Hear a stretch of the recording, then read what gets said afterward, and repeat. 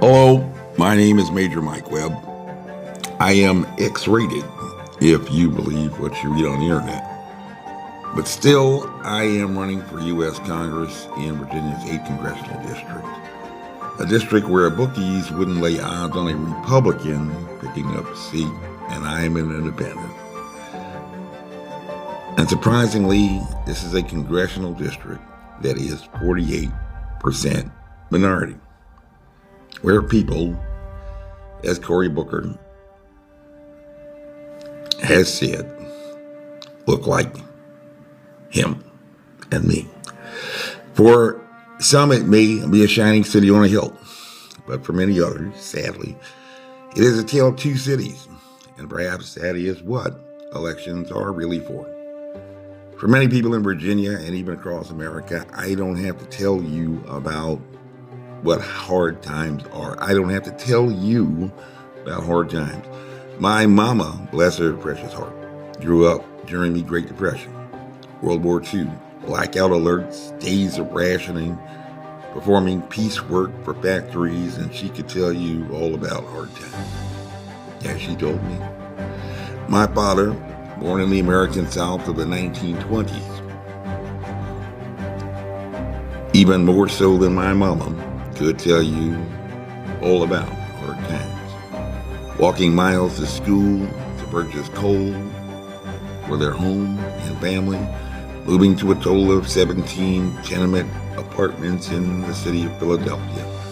Not moving on up, but just moving on over when the rent was too high and when it came due too soon. Working as a weeder on a golf course, as an assistant in a tailor shop, and even sleeping on a train station bench because the college he had attended would not permit persons who looked like him to sleep in dormitories. My very first Uncle Sam, not by biological relation, went on to do many great and wonderful things, like being president of Virginia Union University in Richmond, a board member for the Ford Motor Company, and a senior pastor at the Abyssinia Baptist Church in Harlem, Adam Clayton Powell's church. And he could tell you about hard times too. Quite often, he used to say that he had grown up just above the scratch line down in Norfolk, and claimed that he never knew when he was coming up that he was poor. Because one thing that he had received from his family was that assuring support and confidence that came from love. Because of their guidance, support, and investment, not because, but rather quite often in spite of myself. Today I can say that while no person passes through life without some, perhaps even selfish feelings of want and desire, I have never, for myself, really experienced hard times. But how many of you work jobs that just barely pay the rent? No matter how many hours you put in. There may be some things that you really, really want to do, but after working many hours, you are just too tired, or just simply cannot afford to do those things, those finer things in life that people say that they appreciate. And I don't have to tell you how hard it is to look for work, no matter what the television says about how well or how bad the economy is going. So you know what I'm going to do? I'm going to do something really outrageous again. You know what I'm going to do? I'm going to be totally straight with you and just tell you the truth. Are you ready? Well, here's the truth. Nobody can turn back time.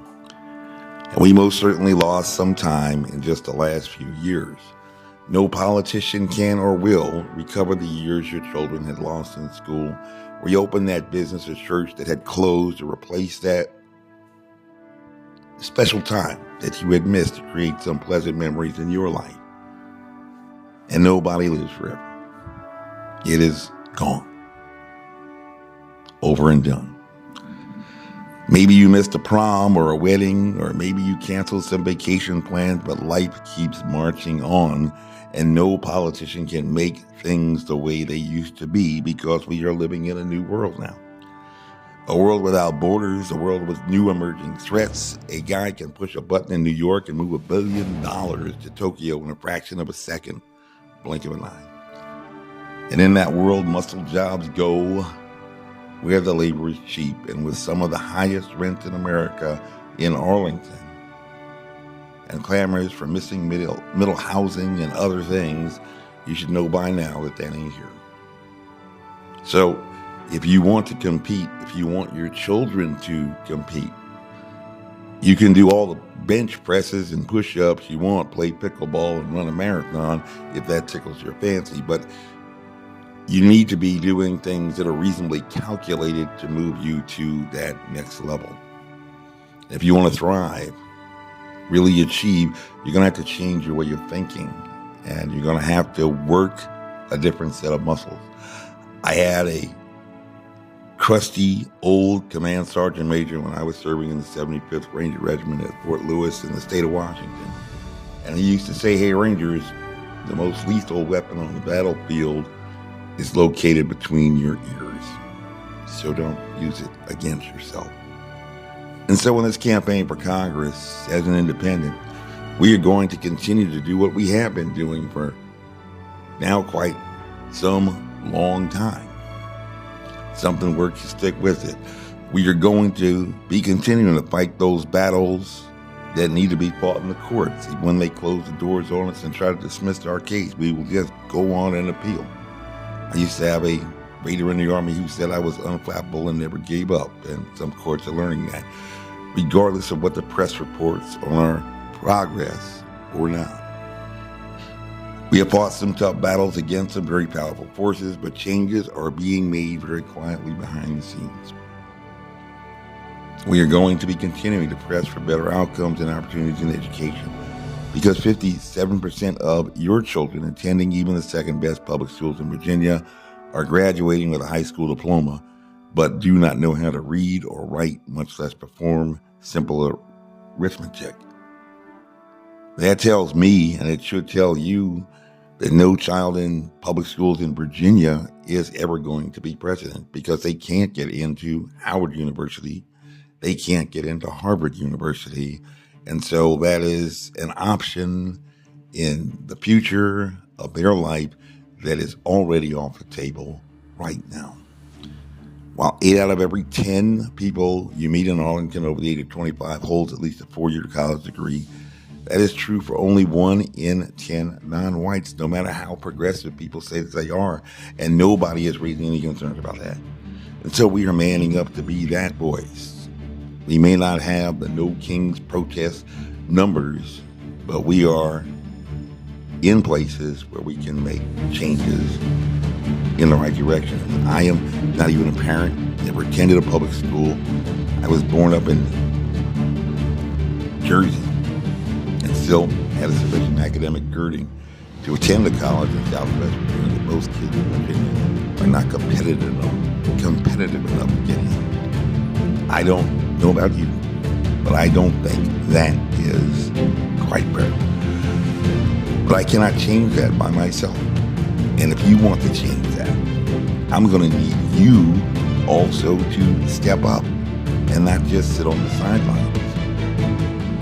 And if not, as they say, that is what elections are for.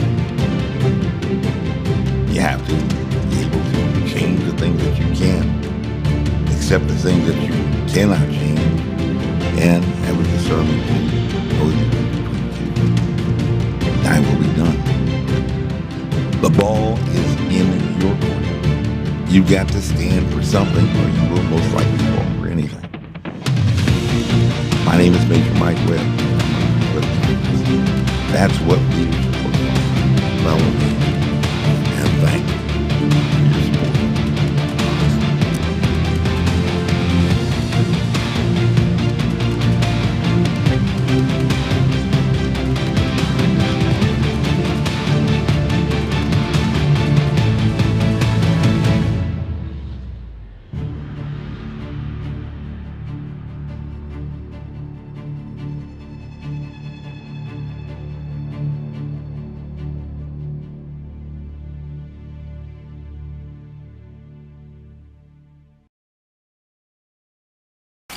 This message was approved by Major Mike Webb. Honest.